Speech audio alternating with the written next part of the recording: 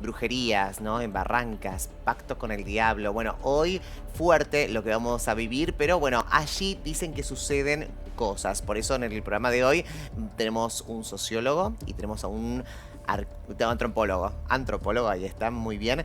Así que no te muevas de programa de esta noche. Ya lo recibo a él, a nuestro amigo sociólogo, Virgen de no culpes, siempre le digo esto a la gente, Virgen de no culpes, Mariano Peroni. Hola, ¿cómo estás? Hola, buenas noches. ¿Cómo andas, Buenas José? noches, ¿Bien? Marian. Bueno, la verdad acá como muy intrigado. Ayer hablamos la parte de Barranca, la parte histórica, la parte de los aborígenes prehispánicos. Y hoy nos toca hablar de la otra parte, ¿no? De esta cosa de salamancas, de brujerías, de un lugar que hablan muchos. Así que bueno, un ratito Bueno, vas a meterte de lleno con bueno. respecto a esto. Y ya saludo a nuestro amigo de la casa, como siempre es un lujo, un placer tenerlo a él, al Humberto Miseli. Hola Humberto, ¿cómo estás? Buenas noches. Pero muy bien. Encantadísimo y muchas gracias por permitirme participar en un tema tan caro para nosotros también los correntinos, ¿no? Acá en Corrientes la Salamanca es algo muy importante y forma parte del corpus mítico de mi provincia y de la región del nordeste argentino. Está en Paraguay, también en Paraguay, Brasil. Es muy común el tema de hablar de la Salamanca. En guaraní acá le dicen Sí. boicua o añacua. Ah, mira. Boi es porque es la víbora, el agujero de la víbora, que representa el mal, ¿no es cierto? Pero también añá es el nombre que se le da al maligno, a lo malo, ¿no? Y cuá siempre es el agujero o fundamentalmente una cueva. Todo lo que sea algo así es muy común, ¿no? O sea pero en el norte argentino, todo el norte también forma la Salamanca es muy habitual, así que desde ya muy agradecido. Muy bien, muy bien. Bueno, vamos a meternos de lleno, tanto Mariano como Humberto. Sí, un placer tenernos en el programa de hoy y nos tenemos que meter de lleno a la primera nota, la primera parte del informe especial Barrancas, Salamancas y pacto con el diablo. Mira. Estamos con la profe de historia Celia Mastrosimini, quien nos va a contar algunas de las historias que se dicen en el pueblo, aquellas leyendas, aquellos mitos que van más allá de los huarpes, pero que siempre se relacionan. Sí, bueno, estas historias, ¿cómo las rescatamos? Nosotros en la escuela hicimos en un momento un proyecto de historia oral. Entonces los chicos trajeron de sus casas, de sus familias, algunas historias, leyendas urbanas, leyendas místicas, digamos. Una de esas historias es del cementerio, donde se dice que algunas tumbas están con vegetación, con plantas, con flores, y otras no. Entonces, ¿qué decían ellos?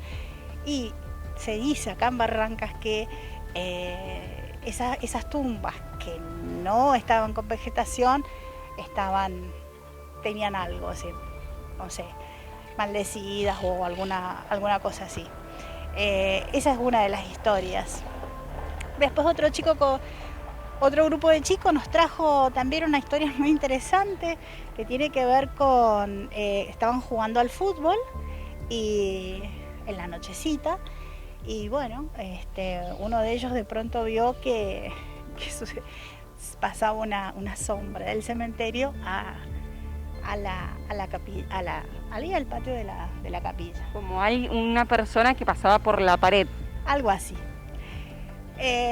Y bueno, y ellos ¿con qué lo relacionaron? La capilla en su momento, en la época de la colonización,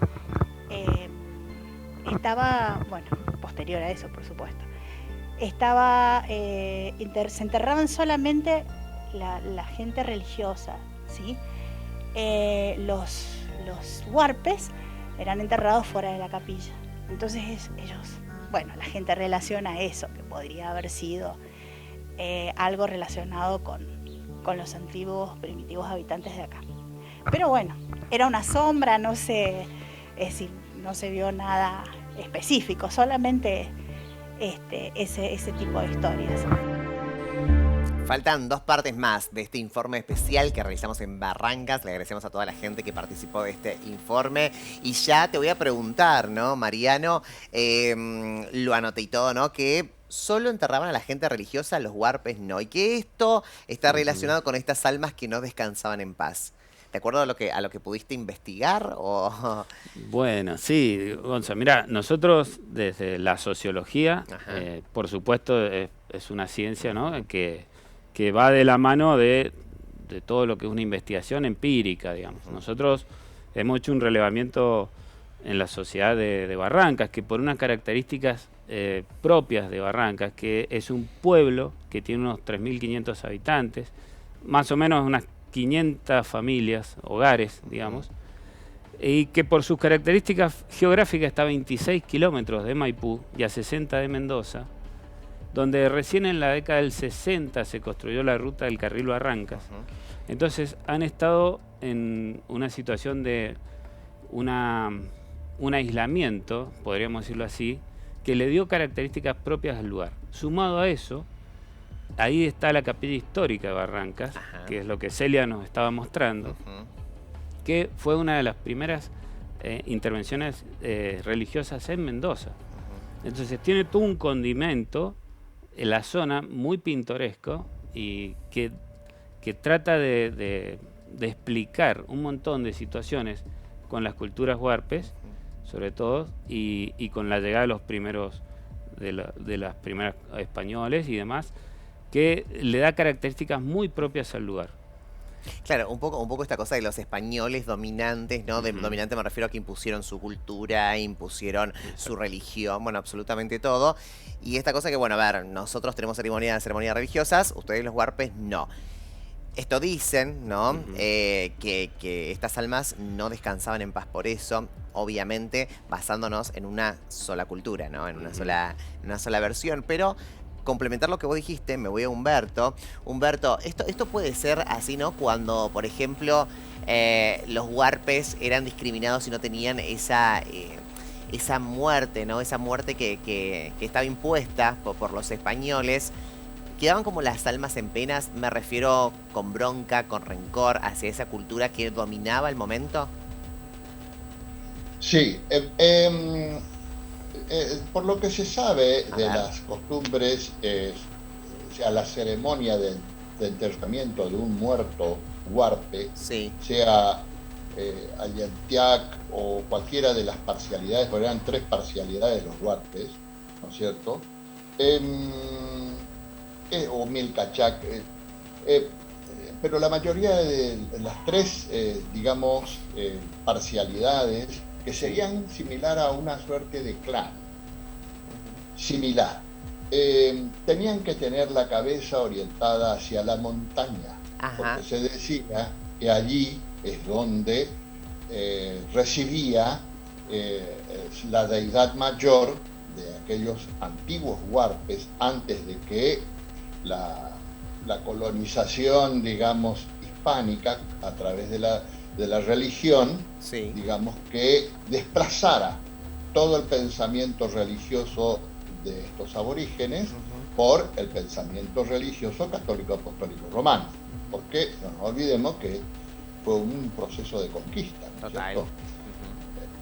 Y la finalidad en el proceso de colonización era subordinar en todos los aspectos lingüísticos, religiosos, la tecnoeconomía de ellos, por ejemplo, subordinarlo a los intereses del conquistador. Entonces, existen algunos planteos respecto a las almas en pena de estos aborígenes, incluso los que reclaman la ancestralidad huarpe, de que el alma, al no encontrar el camino hacia la montaña, que es donde se considera que tenía la residencia la deidad mayor de los huarpes, guiado por el chamán huarpe, porque había un chamanismo muy complejo de lo que se conoce a partir de datos etnohistóricos, transportar el alma para que tenga un descanso final y que conformen el ruedo del séquito, por decirlo de alguna forma, de esa deidad a partir de esas almas que iban hacia la montaña. Cuando esos planteos son desconocidos y se los aísla en ambientes desacralizados, ¿no es cierto? Como era muy común acá en Corrientes, pongo un ejemplo también para equipararlo y verlo comparativamente, Sí. Aquellos que se suicidaban o que no estaban bautizados nunca iban a parar, una vez muertos, al Camposanto, iban a parar a un lugar desconsagrado.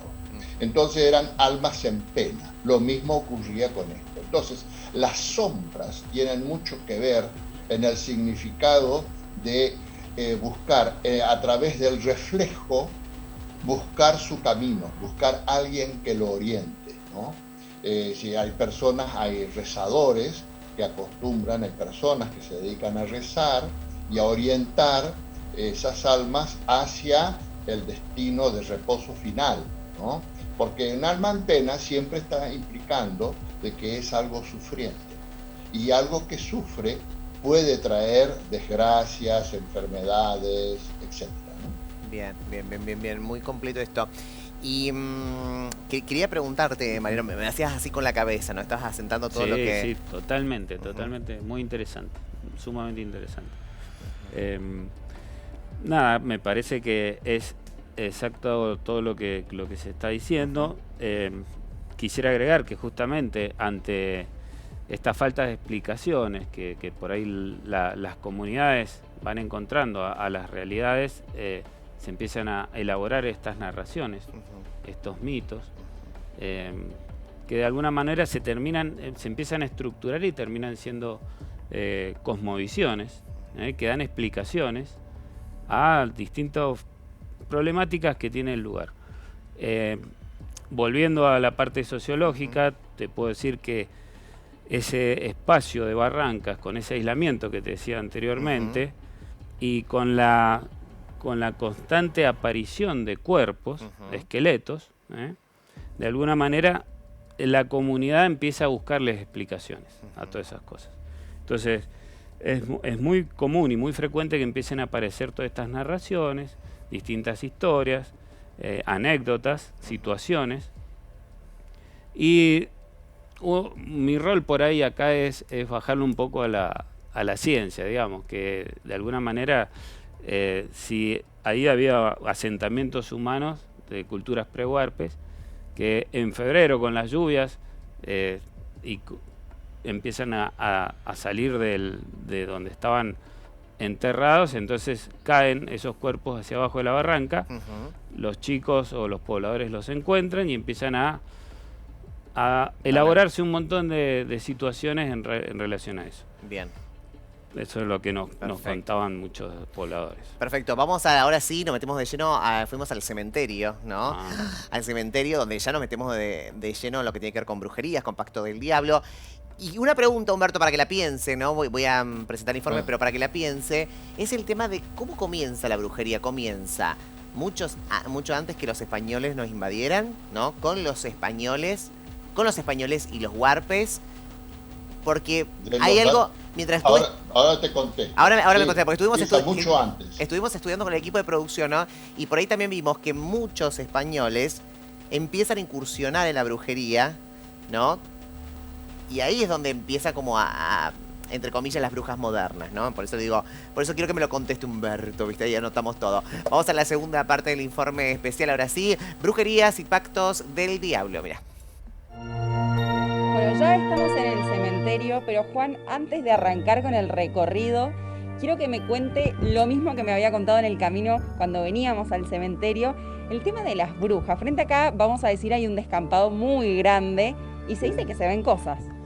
Sí, hay un campo grande ahí, es grande el campo de Barranca, y ahí dicen que antes había ahora han hecho una finca ahí, pero antes dice que era un chañaral inmenso, y ahí dice que existían las salamancas, no sé cómo es el asunto de la salamanca, que dice que los días martes, no sé si todos los martes o cuándo, dice que la gente veía que se sentía bulla, que cantaban, que bailaban, se veían luces, no sé de dónde salían las luces, pero ellos veían luces y todo, y dice que al otro día iban, no había nada. ¿Y alguien se animó alguna vez a acercarse a mirar? Y sí, la gente dice que hay algunos viejos corajudos se acercaban a mirar, a sentir, no veían y sentían la bulla, lo que metían, y se reían, dicen las brujas ahí. Sí, sí dicen, yo no sé si es cierto o no, pero eso cuenta la gente vieja. Puede ser porque se dice que Barrancas es tierra de Salamanca. Tierra de Salamanca, y más allá abajo había otra Salamanca, dicen más allá. Que antes había una línea de micro, el Fifi, que venía de Rivadavia, y los del Fifi le pusieron la Misteriosa, ahí, porque después hicieron una casa, y la gente hizo una casa y ellos le decían la Misteriosa porque dice que ahí había un convento de Salamanca. ¿Por acá ha pasado algo en el cementerio? ¿Se encuentran por ahí cosas que lo hacen pensar de que se realizan ciertos rituales o algo? Mira, yo acá una sola vez encontré ahí, en esa pileta ahí, ahora no sé cómo entraron, porque antes no estaba aquella puerta, todavía no se habilitaba aquella parte, estaba esta nomás. Ahí encontré no sé qué es lo que habían querido hacer, pero lo único que yo vi fue un plato con un bife de carne y unas velas, unas rojas y unas negras. Muchísimas gracias, Juan Orozco, que es cuidador del cementerio de Barrancas. Un beso gigante a él. Agostina Carabalía, impecable con el informe. Falta la tercera parte. Humberto, para contextualizar, ¿no? Y aquellos que se están enganchando en este momento, cuando nos referimos a Salamancas, ¿de qué estamos hablando? Estamos hablando de un espacio, mágico, que está entroncado con la religiosidad popular, lógicamente, eso es.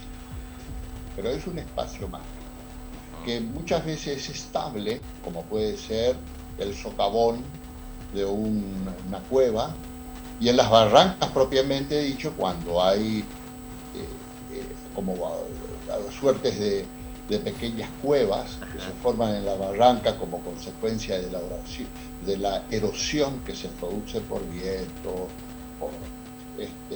por las lluvias, etcétera. Incluso de acuerdo a los tipos de viento y las épocas,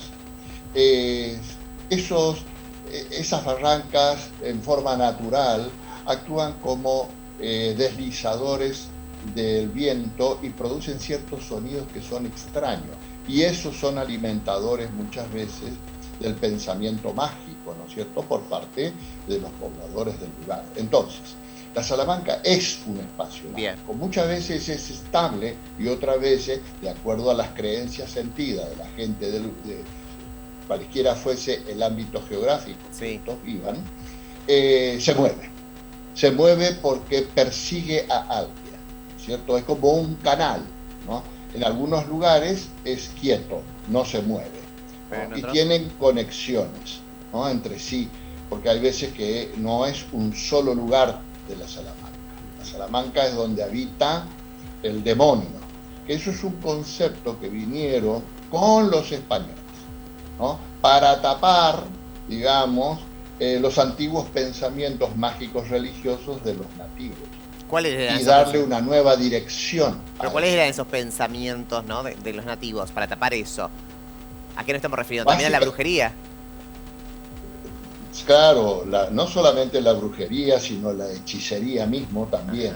Todo depende de qué cosa se hacía y de qué manera se hacía, ¿no? Ahí en el campo del folclore, que es un campo, ¿no?, en donde están todas estas tradiciones culturales que muchas veces se van transformando, se van transmutando en algunos casos, hace que la brujería sea algo como que se posee a una persona. Por eso es que acá, por ejemplo, en Corrientes, te pongo un ejemplo. En Corrientes te dice, el que se tienta con la Salamanca se manca, o sea, no puede avanzar, queda atrapado, ¿no? Por eso es que en algunos lados le llaman la tentación. ¿Qué queremos decir con la palabra tentación en el marco de la mágica religiosidad comparada? Queremos decir que es un impulso que excita a hacer algo. O sea, te llama, te atrapa, te atrae, te posee, ¿no? Está vinculado al concepto de posesión. ¿Por qué? Porque ahí es donde se hace el pacto, o sea, se hace un acuerdo en la Salamanca. ¿Con quién? con el demonio que impera en el lugar. El concepto de demonio es un concepto muy europeo y fundamentalmente del área del occidente europeo, que viene lógicamente con la conquista, ¿no?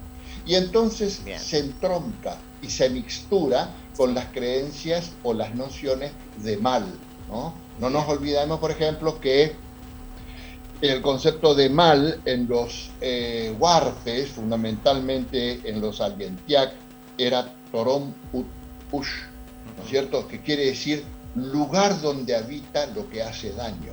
Porque, sumando lo que vos estás diciendo, Humberto, sumando lo que vos estás diciendo, digo, la religión también fue impuesta por los colonizadores, digo, esta cosa del catolicismo y el infierno, el diablo, el cielo, Dios. Claro, sí, digo, los huarpes no entendían de esto. Ahora, muy bien tu aclaración, porque digo, si antes hacían hechicerías, ¿no? Y esta cosa que querían tapar, está bueno decir, bueno, ¿qué era el mal para los huarpes? Que cuando nos referimos a maligno, hoy se habla del diablo, ¿no? Del diablo, pacto de diablo. En ese momento, para los huarpes, ¿qué era lo malo? O lo peligroso, o lo poseído. Lo que le quitaba el alma, ¿no? Bien. Entonces una persona sin alma no podía ir al mundo de la deidad más importante para ellos, que para los Allentiac le decían Ana, ¿no? Y para los, no miento, para los Milcayac era Ana, y para los Allentiac era Torom. Era el nombre de la deidad benigna. Es como Jesucristo, es como Dios, ¿no es cierto? Es como Aura Mazda en el zoroastrismo. Y, sin embargo, por ejemplo, lo maligno, lo malo, lo feo, lo sufriente, es Torom Utu. Me lo tuve que aprender a esos nombres porque el que recolectó mucho estos datos fue Schobinger, Salvador Canalfrau, Delfino, en fin, varios autores que han trabajado mucho sobre todo este corpus de creencia y han trabajado la etnografía de estos grupos humanos como la etnohistoria. Y esas son las fuentes en las que uno toma en consecuencia para hacer todo este sistema de clasificaciones, ¿no? Pero había ya la brujería, el chamán, huarpe. ¿Sabías vos que al chamán huarpe le decían Sapman? Era el nombre con que se refería a este suerte de médico, brujo y mago a su vez, y que tenía mucho poder en la comunidad en el antiguo huarpe. Y esos son conocimientos que quedaron, que se mezclaron con lo que trajo el español, ¿no? Wow.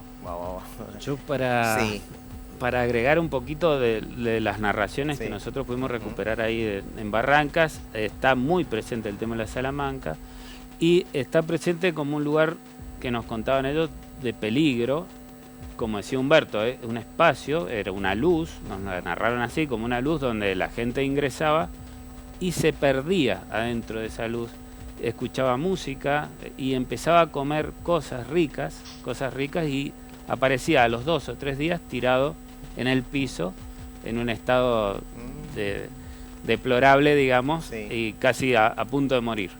Ese era un poco lo que nos narraban los pobladores del lugar. Y se relaciona un poco, volviendo, ¿no?, a la parte más de explicación científica, esto de darnos una protección ante un peligro. La barranca en la noche es un lugar peligroso, realmente. Donde ¿Peligroso por qué? Es peligroso porque está muy oscuro, es peligroso espiritualmente. Está muy oscuro. Yo te hablo solamente de la parte de riesgo físico, digamos, es donde uno va caminando y si no es de día te puedes resbalar y caer. Supongo que muchas familias a los niños le han trasladado para que no se involucren en la barranca, para que no ingresen. Siempre se relaciona un poco con la protección, también el mito, ¿no? Una forma de entendimiento y protección ante los peligros. Pero sí se ha comprobado, se ha corroborado que hay gente que sí realiza ciertos rituales, ciertos pactos allí. Debe haber. Seguro. Por las cosas que se encontraron. Sí, seguramente debe haber. No te puedo aseverar, pero pero sí, seguro. Es público conocimiento que existen macumbas y cosas y actividades, digamos, que como en todo cementerio, digamos. No, obvio, obviamente. Nosotros se lo presentamos a la gente y obviamente que después cada uno puede sacar sus propias conclusiones acerca de esto.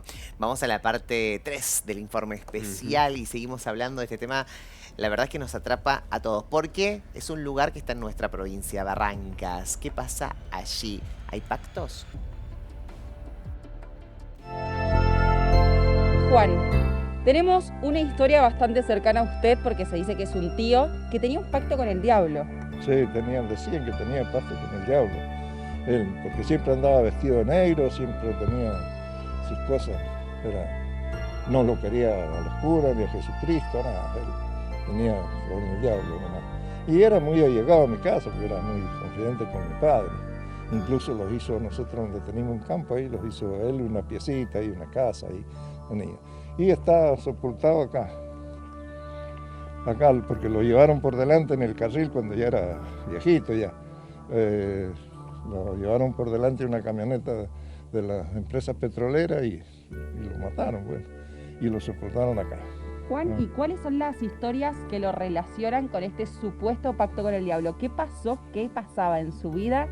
Sí, dice que hacía cosas raras, como dice que por ahí los invitaba al cumpleaños de él y los invitaba al cumpleaños a la gente y después que habían comido, qué sé yo, que estaban ahí, dice que ponía una silla y un acordeón en una silla, una guitarra y dice que le decía, bueno, ahora los chicos le van a tocar una pieza, dice que empezaba a sonar el acordeón y la guitarra sola sin que nadie la tocara, dice que la mitad se rajaban de la fiesta. Me imagino. ¿Y usted tuvo la experiencia de ver un perro que no era perro, pero que él se molestaba? Claro, él decía un perro que él lo había hecho de madera y que no lo había dejado dormir en la noche toreando el perro y era de madera, no sé cómo. Eso es lo único que yo lo vi.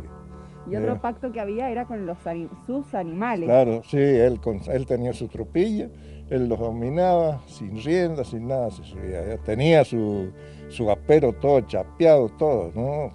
Andaba vestido, el animal, un animal negro, relumbroso y todo chapeado, el apero cuando él salía el día domingo a andar a caballo, a pasear, y que salía con el animal bien vestido, bien aperado. Juan, y a ver, acá en el lugar ya se lo conocía como la persona que tenía un pacto con el diablo. Sí, ¿qué decía la gente? Y la gente decía, no, ese viejo Satanás que tiene pacto con el diablo, le decían todo el Satanás. Nosotros, cuando éramos chicos, no le decíamos Satanás, nosotros el tío Hipólito, porque como era medio primo de mi papá, y mi papá no, si es tu tío. Nosotros le decíamos el tío Hipólito. Y bueno, y era... Dice también que otra anécdota, dice que también otro cumpleaños los había invitado y no sé por dónde había pasado por una finca por ahí y había pillado una perdicita, así chiquita. Y dice que la tenía en la casa. Cuando fueron al cumpleaños, dice, ¿se acuerdan la perdicita que encontré allá? Dice, acá la tengo, mire cómo está. Dice, la puso arriba de la mesa y estaba la perdicita. Hecha, cuentan, sí. Dice que le pasó la mano por arriba de la perdiz, se empezó a transformar, dice que un gato negro así, con unos dientes así grandes. Ahora entendemos por qué la gente quería salir corriendo siempre de su casa. Claro, sí, dice que tenía, y todos dicen que tenía pacto con el diablo, no sé si. O sea, que él había estudiado y había hecho el ritual. El ritual para que le diera el poder al diablo. Encontrarse con el diablo en una parte de unos cerros ahí de Barranca y tenía que llevar un palo de jarilla macho de 1,50 m, no sé, y en la punta con una cinta roja atarle 3 dedos de gallo. Y tenía que ir a las 12 de la noche a hacer un fuego en el cerro y esperar a que se le apareciera el diablo y que tenía que rascar el fuego con el palo. Y bueno, dice que fue y que rascaba el fuego ahí, dice, rascaba el fuego y no se parecía a nadie, cuando dice que de repente pasó un remolino de tierra para allá y volvió a pasar para este lado y volvió a las 3 veces, dice que se paró el remolino y se le presentó el diablo ahí. Sí. Ahí conoció el diablo, dice, y ahí le dio los poderes el diablo. ¿Y se sabe, sí, hay alguna leyenda de cómo sería físicamente el diablo? Y no se sabe, no, eso no dijo él. Dice que ahí lo conoció al diablo, que era un hombre, según él, dice que era un hombre lindo, como, digamos, vamos a hacer una comparación, como Alfredo Alcón. Yo conocía al diablo. Bueno, así sería, porque dice que era un hombre como él, de negro, todo negro, y no, lo único que dice que no se le veían los ojos, creo que algo así dijo. Muchas gracias, Juan Orozco, de verdad, muchísimas gracias por su relato, por estar esta noche acá, la verdad, un genio, ¿no? Hay que vivir allí, hay que estar ahí viendo cosas. Mariano, te quería preguntar a vos, bueno, esta historia la conocés. He podido hablar con Juan, sí. Ajá. Fue una de las personas que nos contó todas las historias, y la verdad que esto se relaciona con estos mitos, tienen una relación directa con el lenguaje, con la narración. Por lo general son narraciones orales que se transmiten primero en el seno familiar y después a la comunidad, ¿no? Bueno, Juan pertenece a una familia muy grande, así que realmente todo lo que él dice ya se transforma como en un lenguaje común, colectivo, ¿no? Ajá. Se sociabiliza de otra manera y bueno, sí, 10.000 historias tiene Juan, y la verdad que todas tienen algo, que justamente eso es lo que tiene el mito, tiene algo que puede ser cierto y algo que, bueno, no. Es una o sea, el mito es una construcción histórica porque nadie lo puede ver en la naturaleza, entonces es una construcción histórica, pero que a su vez construye historias. Total. Entonces, a partir de estos relatos surgirán historias nuevas y... No, y si uno se pone a pensar, y acá lo suma Humberto, digo, si uno se pone a pensar, muchos hablan, ¿no?, de los huarpes, ¿no?, como una energía muy particular, ¿no?, en el lugar. Y recordemos que ayer, en el capítulo de ayer, vimos los cadáveres que estaban todos juntos. Para cualquier, enterratorios, ¿no?, para cualquier persona, ¿no?, cercana a la brujería, digo, le viene bárbaro esto, Humberto, de la energía. Sí, básicamente hay algunas cuestiones ahí en el relato de este señor. A ver. Creo que ahí el licenciado lo ha entrevistado. Sí. Que está presente. ¿Cómo era su nombre? Que Mariano. No escuché bien. Mariano. Mariano. Disculpe, que es muy interesante lo que dice. Hay un lenguaje. Sí. Ese lenguaje tiene una representación mágica para hacer el llamado. Vio que el Señor dice, hay que llevar un palo de esta forma, que arriba del palo se coloca cierta otra cuestión, atado con una cinta de un color determinado, se para en un lugar, y yo creo que le faltó decir si es en una encrucijada, el lugar, ¿cierto?, donde se cruzan dos cosas. Puede ser dos caminos, un monte y un camino, cualquiera, y raspa el suelo, como que le está llamando. El raspado es el llamado, es la convocatoria, ¿no?, al lo que él denomina el demonio o Satán, ¿cierto? Muy bien. Una vez que se le aparece una persona de aspecto espléndido, impactante, sí, es donde se hace el acuerdo.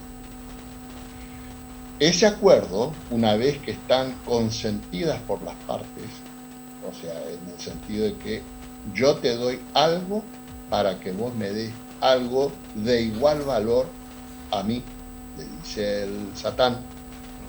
Ahí mostraron una imagen del Maleus Maleficarum de Spranger, sí, ¿cierto? Que eran los, en la época de los exorcismos, se decía cómo expulsar al demonio y cómo eliminar a la brujería propia de la Europa occidental de aquel. Era un dominico Spranger. Bueno. Sí. Precisamente los mitos que tienden a explicar cómo nacieron las cosas, cómo son las cosas, están alimentados por las leyendas. Y las leyendas siempre tienen un sustrato real con todo un proceso de interpretación determinado, ¿no es cierto?, en la que se escapa ya de la realidad y entra digamos, en lo que es lo que la persona entiende, fabula, o sea, le agrega cosas para establecer la magnificencia del relato. En ese momento es donde se produce el pacto. Una vez que se organizó el acuerdo, el pacto se sella. y se sella de alguna manera, o entrega alguna prenda íntima de la persona o de una persona al que él quiere mucho. Puede ser su nieto, su hijo, lo que fuese. Porque se dice que en esa prenda, mágicamente, está una parte del ser o del espíritu de esa persona, que lo lleva el demonio en prenda. ¿Por qué? Porque en el pacto es un compromiso en el que se van a cumplir determinadas cosas. Este señor, por ejemplo, de acuerdo al relato, dice que tenía un hermoso caballo negro, muy bien vestido el caballo, con una montura extraordinaria, tenía animales que él no necesitaba manejarlos mucho porque le obedecían, ¿cierto? O sea, era un hombre que en su vida terrena era una vida de buen vivir. Ahora, cuando él muere físicamente, su alma va a reemplazar al alma de la prenda y queda como poseído y conforma parte de los salamancos, que son los que habitan la Salamanca y que son las almas de aquellos que hicieron ese pacto. Espero que se entienda. Sí, o sea, las Salamancas a su vez, ¿no?, están habitadas por espíritus que en la vida terrenal hicieron un pacto. Sean varones o mujeres. Por eso es que el aspecto lujurioso, ¿no ves que dice que había mucho ruido, como una musicalidad, algo que atrae, una luz, como muy bien lo reseñó el sociólogo, es decir, que aparece y que también tiene esos dos factores, ¿no? Es decir, la prevención hacia lugares peligrosos en lo físico, en lo material. Eso es cierto, es así, ¿no? Pues los mitos siempre son explicaciones que son veraces a la mentalidad de los individuos. Pero también está la otra parte, la parte espiritual, en la que el ser humano no puede escapar. En el sentido ese es que estos salamancos, o sea, esas almas, son los que alimentan la existencia de este demonio, rindiéndole pleitesía a través de, muchos dicen también que son bailes lujuriosos, comidas en abundancia, todo muy rico, y siempre se hace presente en la vida cotidiana de las personas en determinados momentos muy específicos, ¿no? Que es lo que él contaba, que ponía un acordeón, que sonaba sola, etcétera, ¿no? Porque, es decir, es como que la creencia te alimenta, ¿no?, digamos, a escuchar lo que otros no escuchan.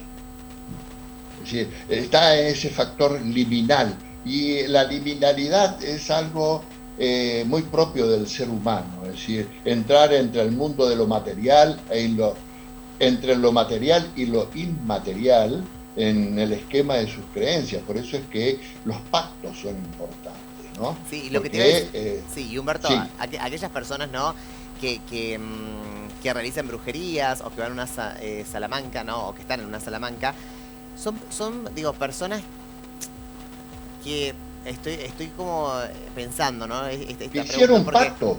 Sí, pero claro, digo, más allá de eso, que sí, me imagino que hay un poder energético muy fuerte allí adentro, que no son cualquier persona. Digo, cuando hablamos de brujas, ¿no?, o brujos, anteriormente, ¿qué realizaron para estar allí? Porque me imagino, por ejemplo, yo no sé si podría estar yo al tener una carga energética por ahí más débil, más sensible. Bueno, digamos, si tomamos, por ejemplo, que el chamán, que es sí, el médico, brujo, mago, etc., sí, de una sociedad determinada, sea huerpe o de cualquier otra, pero tienen todo un sí, elemento en común, se dice que tienen que tener determinadas condiciones personales como para poder ingresar, es decir, entrar como acólito de otro chamán, que es el quien le va a enseñar todo un conjunto de reglas, procedimientos y fundamentalmente conocimientos de los paquetes mágicos que lo va a involucrar con el mundo sobrenatural. ya sea para interceder, con el objeto de dominar, con el objeto de convocar o establecer alianzas, ¿no? El chamán cumplía todas esas funciones, ¿no? Aún hoy. Entonces, para los lugares donde existe el chamanismo y el neo-chamanismo.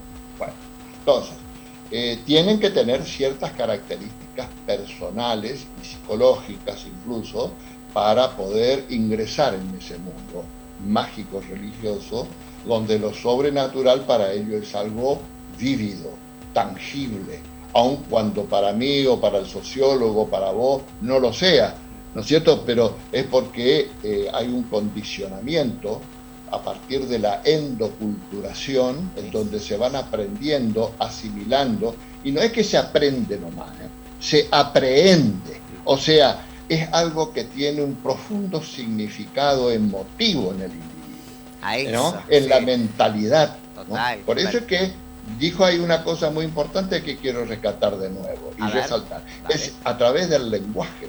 El lenguaje es un detonador importante. ¿En qué? En los aspectos cognitivos que se asimilan en la sociedad en la que uno forma parte, ¿no es cierto? Por un lado, los aspectos emocionales y los aspectos perceptivos.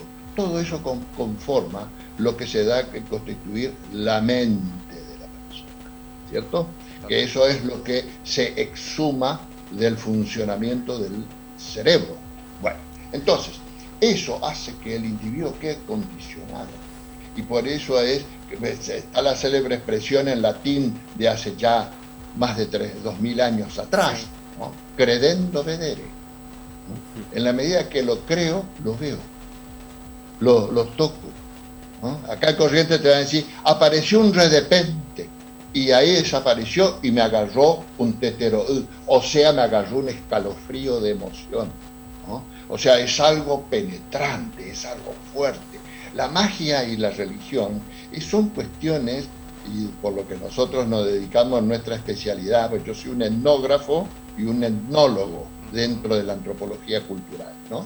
Entonces, para nosotros es algo que tiene mucha fuerza, mucho poder, porque está en las creencias sentidas de la gente. Esto, por eso es que se llama la palabra fe. Tienen fe de que eso existe, ¿no? Ay, qué fuerte, Humberto, qué fuerte el programa de hoy, ¿no? Y conociendo un poquito también nuestra cultura, porque estamos acá, ¿no? A Maipú, es muy de Maipú, muy cerquita, y estas leyendas, y sobre todo lo rico que cada leyenda, como vos dijiste, tiene un lenguaje, ¿no? Y es de codificar ese lenguaje. Hay algo que nos quiere decir, ¿no? Que tiene que ver con nuestra cultura, con nuestros intereses también. Así que, Humberto, te quiero agradecer, un beso gigante a todo Corrientes y gracias. Ya sos parte de No Culpes, lo vamos a robar, lo vamos a robar, ya te digo. En estos días te va a llegar unos vinos mendocinos, y me dice la producción. Bueno, líquidos terapéuticos en abundancia. Que se apure, eso es muy total. bueno. Pero para protegernos, ¿viste? Exactamente. Perfecto, así que mira, en esta semana te va a llegar ahí, me encanta. Muy bien, producción, muchas gracias. Se puso las pilas. Muy amable. Gracias. Muy gentil. Gracias, Humberto. Muy amable. Y bueno, capaz que tiene una poción para que quede para siempre, No Culpe, ¿viste? Andás a ver. Gracias, Humberto, muchas gracias. Porque es tan sabio, Humberto, tan sabio, ¿no? Totalmente. Para cada cosa tiene su palabrita, y vos también, Mariano, vos también, tu aporte gracias. acerca de lo local. Por ahí Humberto nos habló mucho más general, vos nos especificaste que tiene que ver con... Traté de contextualizar todo lo que Humberto sabe. Sí, muchas gracias, Mariano. No, por favor, gracias por a vos, estar hoy acá. Gracias por la invitación.